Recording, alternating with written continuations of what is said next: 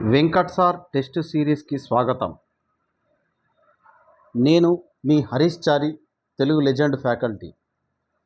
Venkat sir test సిరీస్లో భాగంగా Telugu school assistant వారు పేపర్ 2 30కి 30 మార్కులు సాధించుటకు కొన్ని చిట్కాలు బోధించడానికి మీ ముందు రావడం జరిగింది.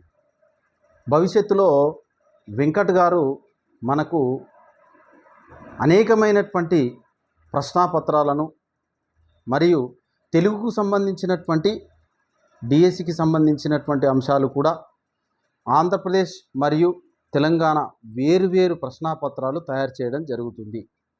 ఈ అంశాన్ని దృష్టిలో పెట్టుకొని భవిష్యత్తులో మీరు వెంకట్ టెస్ట్ సిరీస్ అనేటటువంటి ఈ ప్రాతిపదికను దృష్టిలో పెట్టుకొని ఖచ్చితంగా ఉద్యోగస్తులుగా నియమించబడాలని మనసారా ఆ పరమేశ్వరుని కోరుకుంటూ ఇక ప్రారంభం చేద్దాం.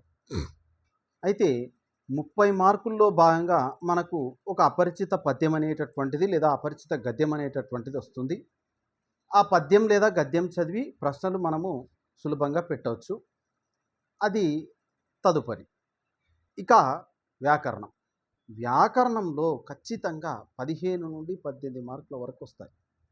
ఈ వ్యాకరణంలో వర్ణమాల అనేటటువంటిది 3 మార్కులు లేదా 2 మార్కులు వస్తాయి. అందులో ఏమి చదవాలి మాస్టర్ అండి అని అంటే కంఠ్యాలు, తాళవ్యాలు, మూర్ధన్యాలు, దంత్యాలు, ఓష్ట్యాలు, కంఠ్యోష్ట్యాలు, కంఠ తాళవ్యాలు, దంతోష్ట్యం వా, ఈ 5 అంశాలు ఖచ్చితంగా చదివే ప్రయత్నం చేయండి. కంఠ్యాలు, తాళవ్యాలు, మూర్ధన్యాలు, దంత్యాలు, ఓష్ట్యాలు ఇవి గుర్తించండి అని ఒక ప్రశ్న వస్తుంది. మరొక ప్రశ్న ఏమిటి వర్ణమాలలో అనగా సింపుల్గా అచ్చులిస్తాడు, వివృతాలు, సంవృతాలు, అర్ధ సంవృతాలు, ఈషత్ సంవృతాలు అనేటటువంటిది గుర్తించండి అంటాడు. ఇంకొకటి మామూలుగా అచ్చులు 5 రకాలు కదా, మనం చదువుకున్నాం. అచ్చులు హ్రస్వాచ్చులు, దీర్ఘాచ్చులు, సంయుక్తాచ్చులు మరియు వక్రతమములు, వక్రములు అనేటటువంటివి ఇది ఒక్కసారి చూసుకోండి. ఈ వర్ణమాలలో ఈ అంశాలు చూసుకుంటే చాలు 2 మార్కులు వస్తాయి. ఇక సందుల్లో భాగంగా ఇచ్చిన ప్రశ్నను ఆధారంగా చేసుకొని ప్రశ్నలోనే సమాధానం ఉంటుంది. చాలా సింపుల్. మనం సందులు అత్యంత కష్టం అని అనుకుంటాం. ఉదాహరణకు గుణములు 3 AOR గుణములు ప్రశ్నలో ఉంటే గుణసంధి. అదేవిధంగా వృద్ధులు I ఔ ఆర్ రుణార్ణం, రుణ ప్లస్ రుణం. ఈ విధంగా ప్రశ్నలోనే ఆర్ కానీ ఐ కానీ ఔ కానీ ఉంటే వృద్ధి సంధి గుర్తించండి. ఎన్నులు యావత్తు, వావత్తు, రావత్తు ఉంటే యనాదేశ సంధి గుర్తించండి. అదియునుగాక ప్రశ్నలో నీకు అనునాసికం ఉంటే అనునాసిక సంధి. జస్సులు అనగా గా, జ, డ, ద, బ, గజడ దబలను జస్సులు అంటారు. సంస్కృతంలో సరళాలను జస్సులు అంటారు. జస్సులు ప్రశ్నలో ఉంటాయి కాబట్టి వాటిని జస్వ సంధి అని అంటారు. జస్వ సంధి గుర్తించండి. జస్సులు ఇప్పుడు వాగ్యుద్ధం, వాక్ ప్లస్ యుద్ధం, వాక్ ప్లస్ యుద్ధం, వాగ్యుద్ధం. గు అనేటటువంటిది మనకు జస్సు, గజడ దబల్లో గా. ఈ విధంగా ప్రశ్నలో అనునాసికం ఉంటే అనునాసిక సంధి, జస్సు ఉంటే జస్వ సంధి చాలా సింపుల్గా మనకు గుర్తించవచ్చు. ఇక విడదీస్తే విసర్గ వస్తే మనకు విసర్గ వస్తుంది ఖచ్చితంగా. శిరోభారం, శిరహ ప్లస్ భారం, చతుర్ముఖుడు, చతుహు ప్లస్ ముఖుడు. ఈ విధంగా మనకు విసర్గ సంధిని గుర్తించే ప్రయత్నం చేయండి. ఇక ఛందస్సులో భాగంగా మనకు ఏమొస్తాయి గురుగారు అంటే ఉత్పలమాల, చెంపకమాల, శార్దూలం, మత్తేవం ఒక ఆప్షన్ ఉంటుంది, ఒక క్వశ్చన్. మనకంతా తెలుసు. బర్ణమ బరవ, నదిభజ జజర, మత్స్యశ తతగా సభరణమయవ. ఇక అందులోను భాగంగా ఆటవెల్ది, తేటగీతి, సీసము. ఇందులో నుంచి ఒక ప్రశ్న వస్తుంది. ఆటవెలది, తేటగీతి, సీసం. ఇది గుర్తుంచుకోండి. ఆటవెల్దికి కోడ్ ఏమిటి అంటే సిస్ 325. సిస్ అంటే ఎస్ అంటే సూర్యగణం, ఐ అంటే ఇంద్రగణం, ఎస్ అంటే సూర్యగణం. సిస్ 325 ఓకేనా. 122 సిస్ తేటగీతి అంటే ఒక సూర్యగణం, 2 ఇంద్రగణాలు, మరలా 2 సూర్యగణాలు. 31 ఈజ్ ద్విపద అంటే 3 ఇంద్రగణాలు, 1 సూర్యగణం. 31 ఈజ్. 31 డబల్ చేయండి 62. 62 ఈజ్ సీసం. అంటే సీసం యొక్క పద్యంలో వచ్చేటటువంటి గణాలు వరుసగా గుర్తించండి.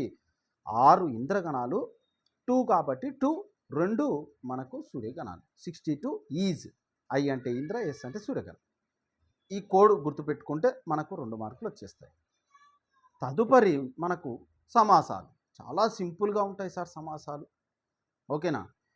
విశేషణం పూర్వం ఉంటే విశేషణ పూర్వపదాన్ని టిక్ చేయండి. ఇచ్చిన ప్రశ్నలో విశేషణం అనగా అడ్జెక్టివ్ చివరి పొజిషన్లో ఉంటే విశేషణ ఉత్తర పదాన్ని టిక్ చేయండి. ఈ విధంగా మనకు ఒక మార్కు ఉంటుంది. రూపక సమాసం అనేటటువంటిది ఖచ్చితంగా చూసుకోండి. ఒక బిట్ వస్తుంది. రూపక అలంకారమైన ఇవ్వచ్చు, సమాసమైన ఇవ్వచ్చు. రూపక సమాసానికి రూపక అలంకారానికి ఒకే బిట్టు, ఒకే డెఫినేషన్ కూడా ఉంటుంది. నిర్వచనం కూడా అభేదం అనేటటువంటి. అలంకారాలు చాలా సింపుల్గా ఉంటాయి. వృత్యానుప్రాస, చేకానుప్రాస, లాటానుప్రాస, అంత్యానుప్రాస అని. ఓకేనా గురుగారు? ఇక అర్థాలంకారాలు ఏమైనా వస్తే చాలా సులభంగా ఉంటాయి. వాటి ద్వారా మనకి ఇబ్బంది ఏమీ లేదు. ఇక మనకు ఉన్నటువంటి మరొక అంశం ఏమిటి అని అంటే వాక్యములు. వాక్యములలో ఖచ్చితంగా వార్తక, చేదర్థక, శత్రర్థక, అప్యర్థక అనేటటువంటిది ఖచ్చితంగా చూసుకోండి. ఖచ్చితంగా 1 లేదా 2 బిట్లు ఉంటాయి. వాటితో పాటుగా ఈ ప్రశ్నార్థక, విద్యార్థక, సామర్థ్యార్థక, అనుమత్యార్థక ఇవి చాలా చిన్న అంశాలు, మనం వెంటనే గుర్తించవచ్చు. ఇక తదుపరి మనకున్నటువంటిది ఔపవిభక్తులు. ఈటీతి అనేటటువంటివి మనకు చాలా సులభంగా ఉంటుంది ప్రశ్న. భాషా భాగాలు మనకు తెలుసు. నామవాచకం, సర్వనామం, విశేషణం, క్రియా విశేషణం. ఇది ఖచ్చితంగా ఒక క్వశ్చన్ వస్తుంది.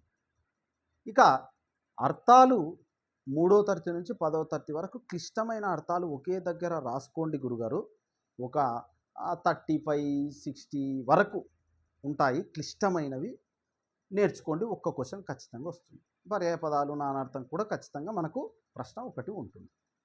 ఇక తదుపరి వ్యుత్పత్తి అర్థాలు. కొత్త పుస్తకాలలో ఖచ్చితంగా వ్యుత్పత్తి అర్థాలన్నీ ఒక లిస్ట్ అవుట్ చేసి రాసుకోండి. ఓకేనా మాస్టర్? ఒక 30 వరకు మాత్రమే ఉంటాయి క్లిష్టమైనవి. సులభమైనవి రాయకండి, పక్కకు పెట్టేసేయండి. ఈ క్లిష్టమైన వ్యుత్పత్తి అర్థాలు రాస్తే నీకు ఖచ్చితంగా ఒక క్వశ్చన్ వస్తుంది. ఇప్పుడు ఎలా ఉన్నాయి వ్యుత్పత్తి అర్థాలు? శాంకరి, శంకరుని భార్య, బ్రాకెట్లో పార్వతి. తదుపరి శారద, శరత్ కాలమునందు జన్మించినది, బ్రాకెట్లో సరస్వతి. అన్ని కొత్తవి ఉన్నాయి గురుగారు, చూడండి ఒకసారి. శౌరి, సూర్యుని మహర్షి యొక్క మనుమడు, సూర్యుని మనమడు శ్రీకృష్ణుడు. ఈ విధంగా నేర్చుకునే ప్రయత్నం చేయండి. ఇక మరి పాఠ్య పుస్తకాలు ఎలా చదవాలి? అసలు పాఠ్య పుస్తకాలు చదివితే ఎన్ని మార్కులు వస్తాయి? పాఠ్య పుస్తకాలు మొత్తం చదివితే 7 మార్కులు వస్తాయి మాస్టర్. అందులో ఒక బిట్టు ప్రక్రియ, ఒక బిట్టు ఇతివృత్తం, ఒక బిట్టు కవి పేరు, ఒక బిట్టు ఆ పాఠం ఏ గ్రంథం నుంచి గ్రహించబడింది, ఒక బిట్టు శతకం, మరియు మరొక బిట్టు ఏమిటి అంటే ఆ లెసన్లో ఉన్న పాత్ర పేరు. ఈ విధంగా మనకు పాఠ్య పుస్తకాలు చదవాలి. అంటే ఎలా చదవాలి అంటే ఇండెక్స్ ఖచ్చితంగా చదువుకునే ప్రయత్నం చేయండి. పాఠం పేరు, ఆ పాఠం ఏ ప్రక్రియ, ఆ పాఠం యొక్క ఇతివృత్తం, ఆ పాఠం ఏ కవి రచించాడు, ఆ పాఠం ఏ గ్రంథంలో నుంచి గ్రహించబడింది, ఆ పాఠంలో ఉన్నటువంటి పాత్ర. ఉదాహరణకు తృప్తి అనే లెసన్ ఏ ప్రక్రియకు చెందినది అని బిట్ అడుగుతాడు. కథానిక. తృప్తి అనే లెసన్ ఇతివృత్తం ఏమిటి? మానవ స్వభావం. తృప్తి అనే లెసన్ యొక్క కవి ఎవరు? సత్యం శంకర మంచి కవి. తృప్తి అనే లెసన్ ఎక్కడి నుంచి గ్రహించబడింది అని అంటాడు. తృప్తి అనే లెసన్ ఎక్కడి నుంచి గ్రహించబడింది అని అంటాడు. అమరావతి కథలులోనిది. తృప్తి అనే లెసన్లోని పాత్రను గుర్తింపండి. పూర్ణయ్య బావగాడు. చాలా సింపుల్గా 3వ తరగతి నుంచి 8వ తరగతి వరకు, మీరు పేపర్ 2 కాబట్టి 10వ తరగతి వరకు, కొత్త పుస్తకాలు 9వ తరగతి వరకు చదవండి. 10వ తరగతి పాఠ్య పుస్తకం పాతది మాత్రమే చదవండి. టెట్లో పాతది మాత్రమే ఉంటుంది. డిఎస్సిలో మరలా మార్చే అవకాశం ఉంటుంది. ఎందుకనక డిఎస్సి సమయం ఉంది కాబట్టి అప్పటి వరకు ఒక విద్యా సంవత్సరం పూర్తయిద్ది కనుక అప్పుడు కొత్త పుస్తకం ఇస్తారు. ఈ విధంగా 3వ తరగతి నుంచి 10వ తరగతి వరకు అన్ని పాఠం పేరు, ప్రక్రియ, ఇతివృత్తం, కవి పేరు, ఆ పాఠం ఎక్కడి నుంచి గ్రహించబడింది, పాఠంలో ఉన్న పాత్ర మొత్తం ఇలా రాసుకోండి మాస్టారు. మొత్తం పాఠ్య పుస్తకాలు ఇలా రాస్తే నీకు 10 కన్నా తక్కువ పేపర్లే అవుతాయి. అర్థమవుతుందా? ఇక నీకు భయం కలగదు, భయం అనేటటువంటిది ఉండదు. ఖచ్చితంగా నీకు 7కు ఖచ్చితంగా మార్కులు వస్తాయి. ఒక శతకం వస్తుంది సార్. 3వ తరగతి నుంచి 10వ తరగతి వరకు అన్ని శతకాలు రాసుకోండి. 23 శతకాలు మాత్రమే వస్తాయి. చూడండి మీరు. వచ్చినవే మరల వస్తుంటాయి. రాయకండి, ఒకేసారి రాయండి. నగజా శతకకర్త ఎవరు? చొక్కా కోటి వీరభద్రమ్మ. ఓకేనా? హితోక్తి శతకకర్త ఎవరు? హితోక్తులు ఎవరు చెప్తుంటారు? శామ్యూల్ చెప్తాడు. కాబట్టి గద్దల శామ్యూల్. ఏది చదివినా కోడింగ్ డీకోడింగ్తో చదివే ప్రయత్నం చేయండి. ఖచ్చితంగా ఒక శతకం ఇస్తాడు. వరదలు గుండ్లపల్లిలో వరదలు వచ్చాయి. ఇప్పుడు చెప్పండి వరదరాజ శతకం. గుండ్లపల్లి నర్సమ్మ. ఓకేనా? మనుల మూట శతకకర్త ఎవరు? మనుల మూట ఒక మంచి రాజుకు దొరికింది. మాచిరాజు శివరామరాజు రచించిన శతకం మనుల మూట శతకం. ఈ విధంగా శతకాలన్నీ ఒకే పేపర్లో రాసుకోండి సార్. దీంతో మనకు 7 మార్కులు పూర్తవుతాయి.